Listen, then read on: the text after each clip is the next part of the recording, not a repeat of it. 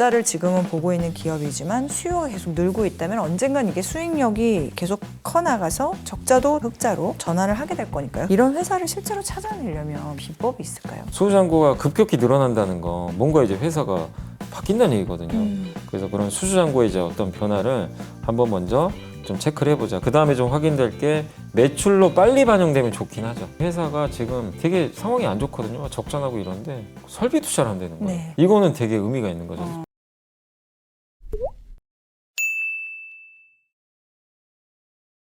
처음에도 이제 이사님께서 말씀을 해주셨지만 어쨌든 이분은 의사라고는 하지만 자기도 샐러리맨이었던 거예요. 네네. 그렇죠. 그래서 직장을 다니고 또 딸을 키우고 딸들을 키우고 하면서 직장, 육아 다 하시면서 투자까지 하셨어요. 근데 저희들이 보통 ETF 사는 게 제일 편해 이렇게 얘기할 때는 아니 생업이 있는데 언제 투자해 이거거든요. 그건 선수를 따라갈 수도 없다. 그러면은 차라리 ETF가 편하다. 이제 저희 이렇게 애들 얘기하고 하는데 이분은 그걸 했단 말이죠. 이렇게. 그러면 자, 일하면서 투자하는 루틴, 이 책에서 제시한 그거를 좀 따라해보고 싶다라고 하면은 어떤 거를 좀 그래서 저희가 노려볼 수 있을까요? 근데 이분이 이제 여기서 되게 좀 재밌는 얘기가 뭐냐면 되게 여러 가지를 많이 했어요. 그러니까 의사신데 투자도 하고 부업까지 했어요. 근데 이분이 이제 결론은 뭐냐면 자기가 잘할 수 있는 거 구분해서 딱 하자. 아, 다 할 수는 선택과 없대요. 집중. 뭘 했냐면 이제 처음에 이제 프리랜서 이분이 마취이거든요. 프리랜서인데 투자자도 하면서 체육관 경영까지 한 거예요. 되게 좀 독특하죠. 독특하습니다. 욕심이 많으신 분 네. 같은데. 근데 처음에 이제 병원 부원장을 또 했었어요. 네. 병원 부원장은 저자의 친구죠. 네. 친구가 원장을 하고. 근데 원장은 의사인데 이분은 좀 의사의 입장에서 경영을 좀 했던 거고 자신은 투자자의 관점에서 경영을 했던 거예요. 서로 이게 의견이 안 맞는 거예요. 그러니까 어떻게 보면 타장님 같은 경우는 투자자 입장에서 경영을 하다 보니까 수익성을 생각했겠죠. 네. 병원에. 근데 이거는 이제 의사분이 또 병원장이잖아요. 의사 입장에서 하는 거랑은 좀 다르거든요. 그러다 보니까 거기서 뭔가 좀 충돌이 있었나 봐요. 그래서 결국 그냥 뒀대요. 자기 생각과 안 맞으니까. 너무 대립이 심해서. 그 다음에 본인이 또 주식 투자도 해보고 부동산 투자도 해보니까 네. 이걸로 또 새로운 사업을 해보자. 그래서 볼더링 체육관이라고 하는데 볼더링은 뭐냐면 이렇게 이제 우리 그냥 체육관 같은 데서 이게 등산하는 거 있죠. 막 올라타서. 네, 그거 이제 체육관을 개설을 했대요. 그래서 근데 이거를 했는데 처음에는 이제 자기가 직접 운영도 했는데 본인도 마취도 해야 되고 투자도 해야 되고 바쁘니까 거의 그냥 직원한테 다 맡겨버렸대요. 맡기고 본인은 프리랜서 마취로서 일을 이제 더 늘려버린 거죠. 근데 오히려 이게 또 잘 됐대요. 내가 할 수 있는 것만 하고. 어떻게 보면 이제 직원한테 전문 경영을 그렇죠. 맡겨버린 맡긴 거예요. 거죠. 예. 그러니까 이런 부업을 하지 말라는 게 아니라 부업까지 자기가 모든 걸 다 컨트롤할 수는 없다는 거예요. 그 차라리 맡기라는 거죠. 그 부업을 할 거면 네. 더 잘하는 사람한테 맡기고 본인이 잘하는 걸 본인이 직접 하고. 그러니까 본인은 의사니까 마취 잘하니까 마취하고 투자도 본인이 직접 하는 거고 대신에 부업은 본인이 직접 하기 좀 어려우니까 이게 맡겼다. 그래서 결국에 이제 이런 거를 좀 정확하게 구분해서 하자는 걸 얘기를 해주고 그리고 투자할 때 이게 또 되게 좋았대요. 본업이 의사니까 네. 의료기기 회사를 이제 투자해서 잘 예 맞아요. 그런 정보를 알 수가 있잖아요. 그래서 본업을 좀 활용하래요. 자기 본업이 그게 있으면 자연스럽게 알게 되는 흐름이 네, 보일 거 아니에요. 맞습니다. 좀? 그래서 이분이 인공투석 의약품을 개발 판매하는 회사에 투자해서 성공할 뻔했어요. 왜냐하면 마지막에 원료 조달 문제가 좀 있었나 보더라고요. 그래서 약간 이제 외부 리스크로 좀 어쩔 수 없이 매도했지만 처음에 되게 성공을 했대요. 왜냐하면 인공투석 의약품 개발 판매하는 회사를 자기가 의료 현장에서 잘 알고 있으니까 이 기업을 잘 알았던 거죠. 그러니까 훨씬 유리한 위치에서. 그러니까 남보다 정보가 많으면 훨씬 유리한 데서 그거를 좀 투자할 수 있잖아요. 그래서 그걸 느꼈다고 합니다. 자신이 잘하는 업계에 대한 투자가 진짜 유리하긴 하구나. 네. 근데 사실은 제 친구도 삼성전자 다니거든요. 네. 한 2명 다녀요. 근데 이게 친구가 이제 한 번씩 만나서 물어보면 야, 너 삼성전자 투자했냐? 안 했다는 거야. 아니 세상에 왜? 이런데 아니 좋아지는 게 이렇게 보이는데 객관적으로 못 봤네요. 물론 뭐 안 갖고 있다는 건 아닌데 이게 약간 회사 안에서 직원이라서 그런지 오히려 자기 회사를 이렇게 객관적으로 잘 못 보는 것 같아요. 네, 약간 이해돼요. 이제 고정관념이 들어가서 그런지 그래서 우리가 밖에서 봤을 땐 보이잖아요. 오히려 우리는 회사를 우리가 삼성전자의 내부 속사정 어떻게 알겠어요. 그런 게 좀 오히려 그러니까 본업을 활용하면 잘할 것 같은데 실제 이제 제 친구도 그렇고 본업에서 자기 회사를 잘할 텐데 그거 자기 회사 투자해서 성공한 경우가 그러면 별로 없는 본업을 활용해서 딴 회사를 봐야겠네요. 그런 건 좋은 것 내 같아요. 회사를 보면 근데 내 회사는 잘 안 보이나 봐요. 아, 그게 왜 그럴까 저도 그게 좀 그렇구나. 예, 아이러니긴 한데 네. 어쨌든 자신이 잘하는 업계에 대한 투자를 하는 건 되게 유리하다. 네. 예, 그걸 좀 강조를 해줬습니다. 업계를 택할 때 내가 좀 잘 아는 업계를 하면 좋겠다. 네네네. 그리고 뭐 이렇게 본업, 생업하면서 투자하면서 부업까지 하려고 네. 그때 또 주의해야 될 점은 뭔가 내가 정말 잘하는 거에 조금 더 네, 맞습니다. 방점을 둔다라고 네. 유의를 하면 좋겠다. 이런 얘기 있었거든요. 그러니까 감이 아니라 분석으로 어쨌든 매수나 매도 판단을 했다. 그런데 그 기업 분석 리포트 저희도 매일 뭐 그 2주의 보고서를 연불리의 비밀노트에서 소개를 해주시지만 이게 어떤 정말 도구이길래 이렇게 의미를 지니는지를 한번 다시 설명해 주세요. 그리고 연불리의 비밀노트에서 이번 주에 보고서 저희가 왜 만들게 됐는지 그 얘기도 한번 들어볼게요. 저도 처음 여쭤보네요. 여기서 얘기했던 건 뭐냐면 이제 감이 아니라 분석을 하자. 직접 이제 아까도 보고서를 좀 써보자. 이런 이제 내용을 좀 말씀드렸는데 이 리포트는 단순히 이제 자기가 재무만 이렇게 나열하는 그런 부분이 아니라 투자자의 그 자기가 이제 투자하는 투자의 정밀도를 높인다. 그러니까 한마디로 이 기업을 입체적으로 분석해 보는 거죠. 예. 그러면 확실히 보이잖아요. 우리가 그냥 2D로 보는 거랑 3D로 보면 안 보이던 것까지 다 보이잖아요. 예, 그렇게 한번 해보자. 라는 이제 내용이고 그리고 또 이렇게 리포트를 쓰면 또 제일 좋은 점 중에 하나가 사지 않을 종목을 골라낼 수가 있대요. 아, 그거 되게 중요하거든요. 와, 버릴 것. 네, 버릴 것도 되게 중요한 이슈죠. 예, 자기가 물론 사야 되는 종목도 골라내야 되지만 아, 이 기업은 피해야 되겠다. 그렇죠. 예, 그러니까 이런 거 이제 리포트 쓰다 보면 결론이 나오잖아요. 이 기업 사고 싶다. 에이, 별로다. 그럼 이제 골라낼 수 있는 거죠. 그런 것도 굉장히 좋다고 합니다. 그래서 아까 이제 3D로 입체적으로 이렇게 분석을 하면 되게 좋고 그리고 아까도 말씀드렸지만 타인에게 90초 안에 설명할 수 있을 정도로 명확하게 시나리오를 수립하는데 되게 좋아요. 리포트 쓰고 90초 안에 설명하면 이 기업을 완벽하게 이해한 거거든요. 본인이 왜 사야 되는지, 이 기업은 왜 안 사야 되는지를 알고 있는 거죠. 그래서 그런 이제 확실한 근거가 되겠고, 그리고 결국에 이제 같은 얘기지만 감정적으로 고르지 않으니까 객관적인 판단이 좀 가능하다. 이렇게 보시면 되겠습니다. 그래서 요거를 할 수 있는 거를 7가지 항목으로 이렇게 나타냈고, 기업 개요, 그러니까 기업에 전반적으로 회사가 뭐 하고 있는지, 그 다음에 실적을 또 적어 보시고, 그다음 세 번째가 재무제표 있죠. 이 재무제표를 한번 이제 요약하고 네. 본인이 분석을 해보고 또 재무지표들이 있어요. 뭐 PER도 있고 뭐 여러 가지 있겠죠. 가치 평가할 수 있는 그런 지표들까지 이렇게 있고, 그다음에 아까 일부 시간에도 말씀드렸지만 투자 판단을 내리기 위해서 7가지 항목을 A에서 E까지 하자. 이렇게. 그래서 이런 리포트를 순차적으로 하나씩 책에 이제 나와 있거든요. 내용들은 그렇게 해가지고 분석을 해서 본인이 이렇게 한번 써보면 명확하게 아, 이 회사는 뭐라고 지금 실적 추이는 어떻고 재무제표상에서는 뭐가 어떤 부분들이 좀 긍정적으로 보이고 뭐 조선사면 수주잔고가 올라가고 있고 그 다음에 재무지표상 보이는 지금, 거죠. 네, 그게 보이는 거죠. 진짜 네, 객관적으로. 그리고 이게 밸류에이션 PER이나 PBR이 높은지 낮은지 이런 것도 찾아볼 수 있고 그 다음에 아까 7가지 항목을 좀 스스로 이렇게 정하셔가지고 A부터 E까지 단계 평가해서 내리면 이게 명확하게 이제 입체적인 분석이 좀 가능하다. 그래서 흔들리지 않고 원칙에 따라 이제 행동할 수 있는 그런 강력한 근거가 된다. 이렇게 말씀드리고 싶고, 그리고 제가 이제 이 연블리의 비밀노트에서 항상 이제 이번 주에 보고서. 예, 끝날 때 이렇게 하는데 그거를 제가 이제 고를 때 이게 좀 이게 보고서 고르는 게 좀 힘들어요. 뭘 소개해야 되나? 왜냐하면 굉장히 좀 엣지 있거나 인사이트 있는 거를 좀 소개를 해드려야 되는데. 그래서 그런 거 위주로 많이 소개시켜 드리고 맞아요. 있거든요. 근데 이제 그렇게 전문적으로 쓰라는 얘기는 아니에요. 여기는 여기서 하는 건 이제 기업 리포트고 네네. 제가 주로 소개하는 건 이제 산업 리포트인데 근데 그런 리포트를 읽어보시는 것도 되게 좋아요. 그쵸. 읽어보시면 식견이 또 생기잖아요. 그러면 또 어떤 그러니까 예를 들면 반도체 보고서, 산업 보고서 쓰면 내가 삼성전자 리포트 쓸 때 되게 도움 많이 되겠죠. 삼성전자 그 반도체라는 회사니까 하이닉스나 뭐 예를 들면 내가 하이브를 쓰고 싶다. 네. 그러면 엔터산업 리포트가 나오면 그걸 먼저 읽어보고 엔터산업이 아 지금 이렇구나. 근데 엔터산업을 읽어봤더니 이런 상황인데 그럼 하이브의 위치는 지금 어느 정도인가? 이걸 좀 더 객관적으로 뭐 JYP랑도 비교할 수도 있고. 아, 숲에서 나무의 위치. 예, 그래서 저는 사실은요 산업 보고서를 되게 많이 읽어보시라 그래요. 산업. 그래서 제가 이제 산업 보고서를 자주 소개해드리는. 읽어주시잖아요.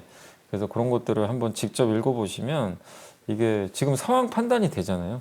그리고 산업이 좋으면 거기 속해 있는 기업도 잘 될 확률이 또 높아요.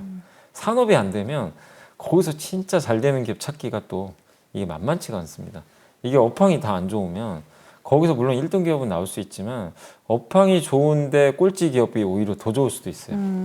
업황 안 좋은데 1등 기업보다는. 네, 오히려 그럴 수도 있거든요.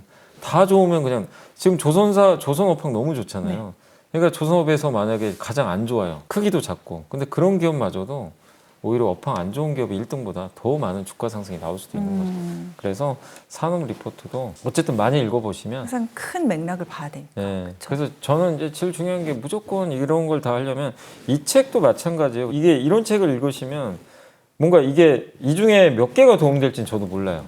그죠? 모르는데 이 중에 진짜 단 10페이지라도 본인한테 인풋이 들어가면 바뀌는 거죠. 이걸 통해서. 네. 리포트도 마찬가지. 네. 그러니까 저는 무조건 다다익선이다. 많으면 좋아요. 아니, 읽는 건 무조건. 다독익선. 네, 그냥 머리가 이게 터질 정도로 읽으시면 나중에 진짜 거기서 이제 핵심은 그거죠. 그 많은 거 중에 내가 골라내는 거. 그 능력이 생겨요, 실제. 그러니까 많이 그거 읽어봐요. 경험이잖아요. 예, 경험. 제가 직접. 그렇게 하신 거죠. 이게 읽다 보면 뭐가 중요한지 이제 이게 보이게 되는 거죠. 아, 이거는 버릴 그리고 안 좋아지는 건 뭐가 있고 이제 그런 게 좀 보이기 시작하니까 어쨌든 진짜 많이 읽는 사람 앞에서는 어쨌든 전 주식 투자는 읽는 싸움 같아요. 읽고 그걸 자기 걸로 만드는 거. 그래서 많이 읽어보시면 좋겠고, 예. 저도 그래서 매일 읽습니다. 저희가 오늘 책임자 이거 얘기하고 있었는데 진짜 읽는 싸움이에요. 정확한. 야, 진짜 읽는 싸움이야. 진짜. 아, 그래요. 그런데 이제 그거는 좀 이제 생각하셔야 될 게 너무 정보가 많긴 하잖아요. 이 지금 주변에 너무 정보가 많으니까 그걸 얼마나 본인이 이제 잘 압축을 할 거냐. 그렇게 좀 이제 근데 일단은 이렇게 얘기들을 많이 하세요. 아니 너무 읽을 게 많다. 네. 뭐가 중요하냐. 맞아. 예. 근데 이거예요. 처음에는 그냥 읽으세요. 그냥 무조건. 처음부터 읽어. 그게 되진 않아요. 뭐가 중요한지 그거는 솔직히 모릅니다. 일단 읽고. 예. 제가 이렇게 저는 이제 경험이 있다 보니까 방송 통해서 이런 게 중요합니다. 알려드리긴 하지만 결국 스스로 하셔야 되기 때문에 결국 많이 읽다 보면요. 아, 이거 진짜 농담이 아니고 진짜 나중에 보이게 돼요. 중요하고 안 중요한 게. 그럼 이게 걸러져요. 아, 이거는 읽고, 아, 이건 아니다. 이건 중요하다. 그리고 마지막으로 더 중요한 게 있어요. 저도 이제 자주 막 저기 뭐 지하철 타고 이동할 때도 있고 이제 평소에 시간 날 때 이것저것 많이 읽고 정리를 하는데 뭔가 중요한 게 딱 있잖아요. 그 순간 어디다 가면 반드시 메모를 하셔야 돼요. 아, 그냥 읽는 게 중요한 게 아니라 중요한 게 있으면 메모. 그냥 무조건 메모를 하죠. 아니면 이게 저도 보고서 보다가 너무 중요한 이게 문구들 있잖아요. 그럼 못 적은 상황이면 그냥 캡처라도 해놔요. 캡처해서 제가 이제 따로 이제 거기다가 넣어놓습니다. 네. 뭐 거기 이제 보관하는 네. 이 창고 같은 데 넣어놓거든요. 네. 그러면은 그걸 제가 어떻게 활용하냐면 주말에 저는 싹 정리를 해요. 그 미리 스크랩 해놓은 것들 네, 있죠. 네, 네. 왜냐하면 스크랩을 하는 것까지는 하신 분도 계시는데 그걸 마지막에 자기 걸로 정리를 해야 돼요. 안 그러면 다 까먹어요. 그리고 나중에 한 번에 한다? 너무 많아서 할 수도 없어요. 네, 못해요. 그래서 저는 이제 매주 이제 일요일마다 그걸 하고 있어요. 얼마나 시간을 투자하세요? 매주 일요일마다? 매주 일요일마다 이제 주말에 좀 늦게 일어나죠. 한 8시부터 보통 한 오후 5시까지는 하는 것 같아요. 점심 먹는 거 빼고. 하루 종일요? 그냥 계속 정리해요. 그럼 일요일 날은 거의 근데 요즘에 정보도 너무 많고 막 이러다 보니까 그거를 제가 이제 어떻게 하냐면은 제가 이제 이렇게 워드로 좀 쳐요. 제 방식 알려드리면 일단 그걸 보고요. 괜찮은 거. 근데 그 중에 제가 스크랩한 거 중에 또 다시 생각하면 아닌 것도 있어요. 이게 삭제 네, 네, 하고 네, 버리고. 그렇게 해서 워드로 쳐놓고 워드로 친 거를 이제 저는 또 방송하다 보니까 네. PPT로 만들어요. 아, 이게 워드로만 끝나면 괜찮은데 PPT 하면 또 시간이 걸려요. 그렇죠. 근데 좋아요. 그거 만들면 머릿속에 한 번 더 들어가요. 정리가 싹 되니까. 꼭 쓰임보다도 일단 예. 나를 위해서. 아, 왜 좋다. PPT로 만들면 힘든데 좋냐면 워드는 이게 길게 쓰잖아요. 그렇죠. 막 이게 주저리 늘어나- 주저리 근데 쓰잖아요. PPT는 정리를 해야 돼요. 압축해서. 맞아. 그러면 이제 이게 아까 90초 얘기한 거랑 똑같은 거예요. 정리를 해야 되다 보니까 딱 중요한 것만. 중요한 게 딱 남아요. 구조적으로. 그리고 구조가. 이해를 못하면 할 수도 없어요. 그렇죠. 그래서 이제 주말에 힘들긴 한데 네. 그렇게 습관이 되신 하니까 거예요. 그렇게 하니까 이제 이게 다 쌓이는 거죠. 예. 그래서 이게 한번 힘드시겠지만 저처럼 하라는 게 아니라 어떤 이제 중간중간 보고서나 이런 걸 보시고 하나라도 인사이트 있는 게 그러니까 이거라도 해보세요. 이게 제일 요즘에 화두가 왜 워런 버핏이 알파벳 썼을까? 요거부터 시작해 보세요. 그럼 찾으세요. 뭐 아니면 모르시면 챗GPT한테 물어보세요. 이제 AI가 많이 알려주니까 그럼 데이터 잡기 너무 좋잖아요. 그렇죠. 그런 걸 통해서 자기만의 PPT 한 장이라도 만들어 보세요. 네. 남한테 90초 동안 설명해 주세요. 왜 알파벳 샀을까? 이걸 뭐 AI한테 물어보시건 어쩌든 간 상관없어요.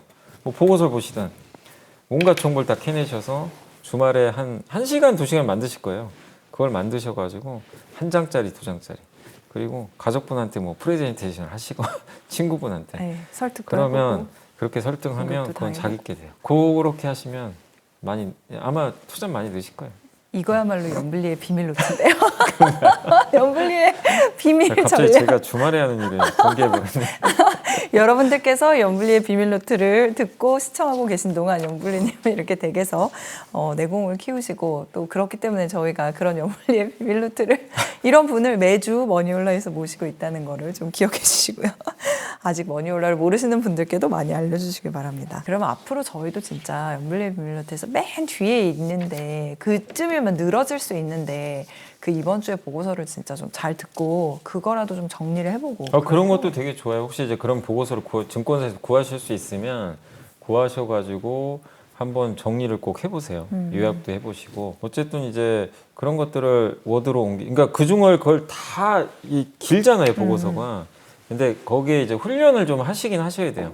그 중에 뭐가 중요한지 이제 네. 캐치해내야 되잖아요. 네, 네. 그래서 그거를 뽑아내셔서 뽑아낸 걸 가지고 PPT로 어쨌든 한 몇 장 안에 시각화해서 만드는 그런 부분까지. 제가 아시는 실제 슈퍼개미 분 중에 그걸 하신 분이 계세요. 옛날부터. 그거를 일부러 PPT를 만드시더라고요. 주말에. 네. 이렇게 해가지고 하니까 너무 이게 잘 그려진대요. 그림이. 네, 보인다고 하더라고요.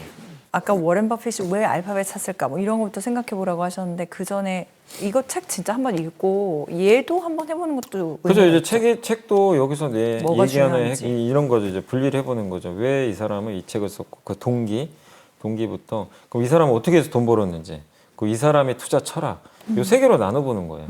그렇게 해서 각각 한 장씩 PPT 쓰셔도 네, 뭐 괜찮은 거죠. 그렇죠. 예. 그럼 이제 이건 자기 책으로 남는 그러니까 거죠. 보통은 대부분 책 한 번 읽고는 그냥 메모하다 끝나요. 그래서 이게 거기서 발전이 없는 거는 메모만 하고 끝나면은 그걸로 그냥 이게 날아가 버려요, 그냥. 그래서 근데 메모라도 하긴 해야 돼요. 그래야 그 다음에 정리를 할 거 아니에요. 그렇죠. 그래서 항상 습관은 중요한 거는 무조건 메모를 해놓으세요. 메모를 메모하는 해놓고. 습관. 근데 저도 그래요. 일요일 날 진짜 하기 싫어요. 네.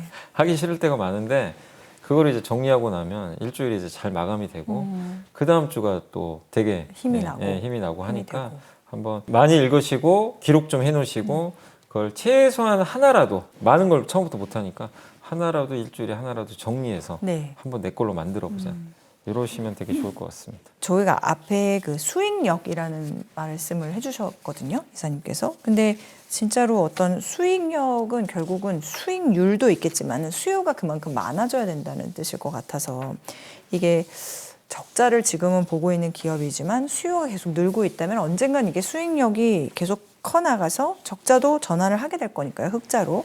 이런 회사를 실제로 찾아내려면 뭔가 좀 비법이 있을까요? 그래서 이제 이 적자 기업이 흑자로 가는 걸 이제 알아내는 방법 중에 하나가 가장 중요한 게 이제 두 가지 좀 핵심적인 징후를 좀 파악을 해야 된다. 그러니까 첫 번째가 이제 수량 증가라고 합니다.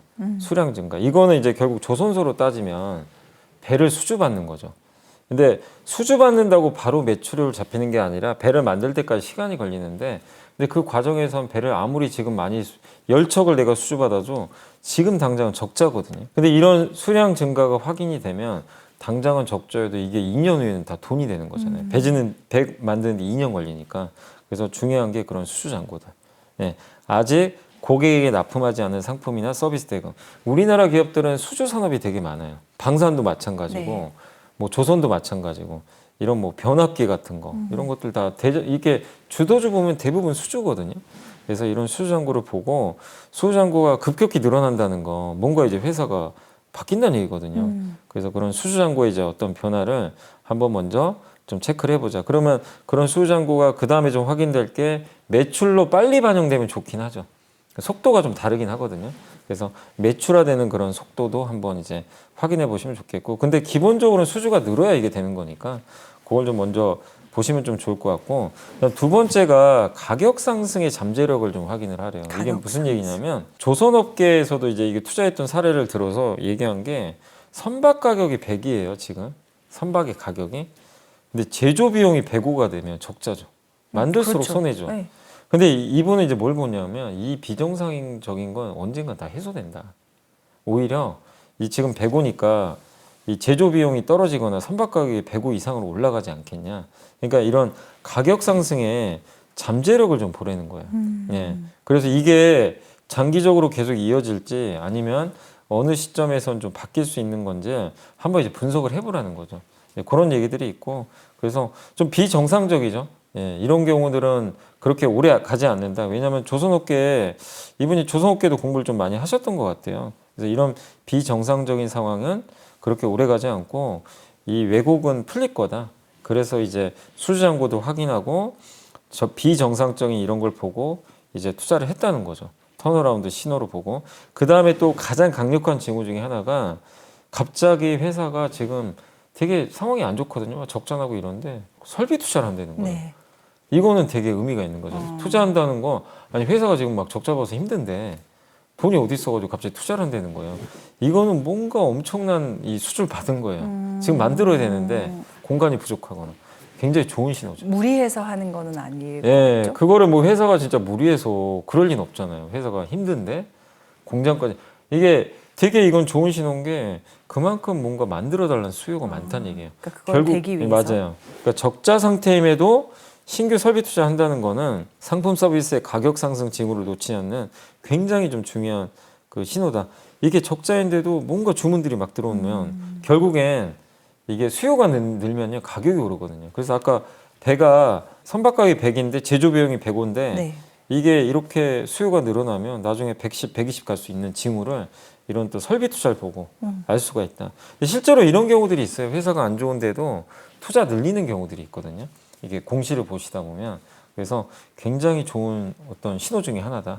이렇게 좀 보시면 되겠고, 그 다음에 이제 또 한 가지 살펴보셔야 되는 것 중에 하나가 요걸 좀 보라고 하더라고요. 경영자를 좀 보래요.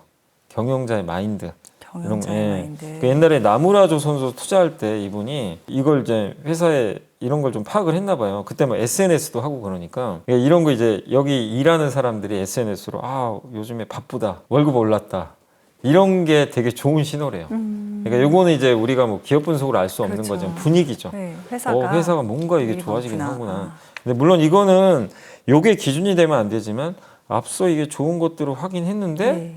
회사 분위기도 봤는데 뭔가 바뀐다. 직원들도 열심히 그렇죠. 일하고. 이거는 되게 이제 확신을 줄 수 있는 신호라는 거죠. 네. 그래서 이런 것들을 이제 중점으로 해서 정량적 분석에 예. 더한 정성적 확신. 예, 이런 걸 이제 한번 그 여기에 언급을 했으니까 한번 사실은 어쨌든 이런 건 제일 좋은 것 중에 하나가 이제 친구통에 알면 좋죠. 거기에 아는 사람이 다니거나 이런 파악하기 되게 좋잖아요. 근데 아까 삼성전자 친구분은 투자 안 했으면 별로 좋은 것 같지 않다.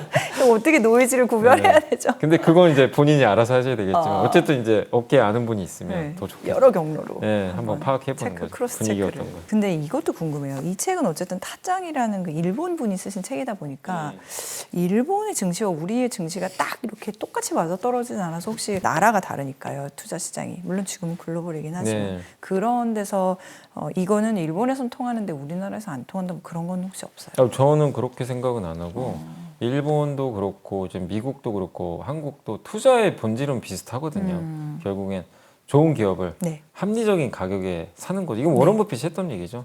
워런 버핏도 일본 기업 많이 샀잖아요. 일본 상사 기업 그쵸. 많이 샀기 때문에 본인이 미국만 좋아한다면 미국 기업만 샀겠죠. 그렇기 때문에 저는 그렇게까지는 보지 않고, 옛날에 또 워런 버핏이 옛날에 포스코 산 적도 있었거든요. 우리 한국에. 그러니까 국경은 그렇게 중요하진 않다. 물론 나라마다 정책이 다르고 네. 그 다음에 환경 자체가 다른 건 인정을 네. 해야 되겠죠. 그리고 우리나라가 잘하는 반도체가 있는 반면 일본은 반도체를 만드는 기업은 약하잖아요. 네. 거기 근데 소재 부품 장비는 또 잘하고 약간 이제 그런 업종의 차이는 있겠지만 일본에 적용할 수 있는 부분도 우리에 충분히 적용할 수 있고, 제가 설명드린 이런 부분들은 우리나라에도 다 적용돼요.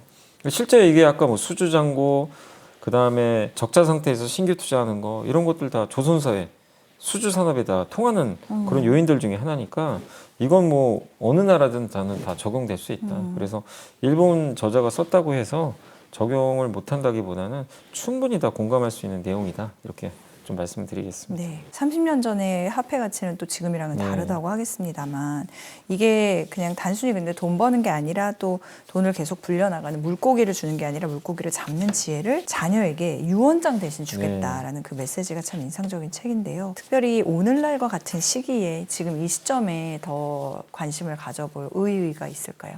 일단 이제 잘 말씀해 주신 대로 딸들에게 남길 메시지와 삶의 태도 요걸 되게 좀 강조했거든요. 삶의 태도까지. 예, 강조를 했는데, 그러니까 뭐 일부에도 말씀드렸지만 돈이 목적이 아니라 이제 인생의 선택지를 늘려준다는 네. 거죠. 돈이 있으면 정말 불안을 좀 해소시켜 주잖아요. 그래서 상당히 좀 중요한 부분이고, 이거는 사실 되게 돈에 대해서 유명한 멘트 많이 하신 분이 서장훈 씨죠. 농구 선수. 그분이 그 얘기 되게 많이 했잖아요. 돈이 있어서 좋은 점이 있다. 그러니까 자기가 원하는 삶을 살 수가 있대요. 있으면서 남한테 굽신거리지 않아도 된다. 원하는 방식대로. 예, 그 뭐냐면 돈이 필요하면 이게 되게 불편해질 수밖에 없어요. 다른 사람한테 이제 요청을 해야 되니까 본인도 그게 싫은데도 안 할 수 없는 상황도 발생하잖아요. 근데 이제 서장훈 씨가 얘기했던 거는 돈이 있으니까 그런 점이 좀 좋다고 하더라고요. 예, 그러니까 주체적으로 살 수가 있는 거죠. 그래서 돈이 인생의 선택지를 높여주기 때문에 그런 거를 내가 열심히 일을 해서도 이제 할 수 있지만 그 언제든지 일을 그만둬도 나는 금전적으로 문제가 없다는 그런 심리적인 자유와 안정감. 편안함 네. 이걸 줬다. 이렇게 보시면 되겠고, 그리고 아까도 이제 말씀드렸지만 파이어에 대한 이제 환상에 일침을 가했어요. 네. 돈도 벌면서 자기 자유롭게 사는 것도 좋지만 그래도 노동도 중요하긴 하다. 노동의 예. 가치. 본인이 페이닥터 그만두니까 또 이게 안 된다는 거예요. 예. 그래서 결국 다시 하게 되고 일을 돈이 있으면서도 파이어. 그래서 너무 삶이 지루했대요. 일을 안 하니까 또. 그러니까 돈을 막상 벌어서 경제적 자유를 이루면 역설적으로 더 일이 하고 또 싶어지는 하고 싶어지고. 순간이구나. 예, 맞아요. 그래서 그런 것들을 이제 한 번 더 느꼈고, 그 다음에 자신의 투자 성공은 재능이 아니라 노력의 결과라고 했어요. 그러니까 누구도 누구나 할 수 있다. 있다는 거예요. 네. 예. 그리고 실패의 재해석이라고, 이분이 요건 주식 얘기는 아닌데 합격률 97%의 의사 국가고시에 떨어져요. 이거 97%인데 떨어진 거예요. 합격률이. 약간 운전면허 시험에 떨어지는 네. 느낌. 그래서 창피하고 보냈는데 이분은 이제 거기서 그냥 좌절한 게 아니라 그 열등감 덕분에 주식에 대해 더 공부를 해버렸대요. 예, 이걸로 해보자. 반사만. 그래서 그게 오히려 네. 50억엔의 자산을 쌓는 기초가 됐대요. 오히려 실패가. 예, 그걸 좀 언급을 해줬습니다. 그리고 이제 딸들에게 이런 얘기를 해요. 너희가 고령이 됐을 때는 제대로 된 연금은 기대할 수 없다. 지금 우리도 그렇죠. 지금 여기 어린 세대가 과연 연금 받을 수 있을까? 지금 사실 우리 어른들이 뭐라고 대답 못 해주잖아요. 예. 그러니까 이제 그런 부분에 대한 불확실성이 있거든요. 그러니까 연금, 이건 우리만의 문제가 아니라 일본도 좀 그랬던 것 같아요. 근데 연금으로 살아야 될 시기는 더 길어질 텐데. 예, 길어질 그 세대는. 텐데. 예. 그 과연 받을 수 있는 건가? 이런 불안감이 있으니까 그래서 스스로의 힘을 길러야 된다. 예, 투자를 통해서 그걸 강조를 했습니다. 그래서 돈은 어쨌든 수단이고 진짜 중요한 거는 그 스스로 길을 찾을 수 있는 능력과 인생의 목적지라는 거를 좀 설명해주는 그런 이제 내용들이 진짜 메시지가 아닌가 네. 이런 좀 생각이 듭니다. 네, 오늘 정말 이 부자 아빠 투자 불변의 법칙이라는 책의 출간을 계기로 해서 저희가 염블리 여미사님을 이렇게 염블리의 비밀노트가 아닌 때 모실 또 그런 좋은 기회를 얻었는데 추천서를 여미사님도 아무데나 뭐 요청은 많이 들어오겠지만 이렇게 써주시지는 않을 거잖아요. 네네네. 마무리로 뭐 책에 대한 얘기도 좋고요. 지금 이 시점에 꼭 염블리의 비밀노트에서 못다한 이야기가 있다면 들려주시면 좋겠습니다. 뭐냐면 이제 이분의 저는 마인드가 너무 이제 좀 이게 안타까운 일이죠. 이제 돈이 이제 얼마 안 남았다는 게 안타깝지만 그래요. 근데 그거를 좌절하지 않고 그냥 자식한테 또 돈만 물려주겠다는 게 아니라 생존 방법까지 알려준다는 게 그 마인드가 되게 좀 훌륭한 것 같아요. 그래서 저도 그런 마인드를 좀 배우고 싶었고, 그리고 또 한 가지가 모두에게 이제 이게 울림을 주는 건 지금 특히 젊은 분들 입장에서는 저도 이제 그 되게 좀 걱정이 되는 게 뭐냐면 옛날에 저희 어머님 세대나 아버님 세대는 금리가 높은 세대였어요. 금리가 높은 세대는 열심히 일하면 일해서 충분히 저축하면. 먹고 살 수 있는 저축만 해도 돼요. 네. 금리가 보전을 해주니까. 네, 그렇죠. 근데 지금은 그런 시대가 아닙니다. 열심히 일한다고. 근데 이거를 누구한테 하소연도 못해요. 하소연해도 지금 이 트럼프부터 전 세계가 다 돈 풀어버리잖아요. 이런 세상에서 뭐 잘못됐다, 저러면 안 돼, 이렇게 욕을 할 수 있지만 그런다 바뀌는 건 하나도 없습니다. 본인 스스로 방어를 해야 돼요. 그러니까 투자를 안 할 수 없는 시대로 바뀌었고 기왕에 그러니까 선택이 아니라 필수라면 제대로 해보자는 거죠. 네, 그래서 그걸 할 수 있는 이게 무조건 정답이라는 게 아닙니다. 하나의 또 기초 서적이 되는 거죠. 이거를 기반으로 해서 한번 읽어보시고 아 투자를 해야 되는 이유 또 이런 식으로 투자하는 것도 하나의 방법이구나 그런 것도 잘 알려준 그런 책이니까 여러분들이 한번 이런 좀 책들을 통해서 다시 한번 이렇게 내가 왜 지금 투자를 하고 있는지 그런 것들을 한번 다시 한번 잘 다져보시는 시간이 되지 않을까라고 저는 좀 말씀드리겠습니다. 그러게요. 금리가 높은 상황이라면 이분이 굳이 물고기 잡는 법을 가르쳐 줄 게 아니라 네. 500억 자산만 물려줘도 맞죠. 매년 뭐 20%씩 금리가 이렇게 이자가 붙는다 이러면은 네. 굳이 그렇죠. 근데 맞아요. 그게 아닐 거라고 생각을 하니까 500억이란 돈 자산을 가지고 있으면서도 이렇게 마지막 유산으로 유언장 대신 투자법을 남긴다라고 해서 약간 숙연해지기도 합니다. 투자 불변의 법칙이라는 게 있을까라는 생각을 저는 했었는데요. 이 제목이 이렇게 너무 크게 부자 아빠는 있을 수 있지만 투자 네. 불변의 법칙.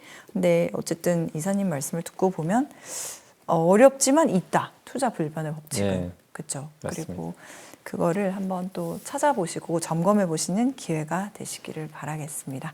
이사님 오늘 이렇게 시간 내주셔서 감사드리고요.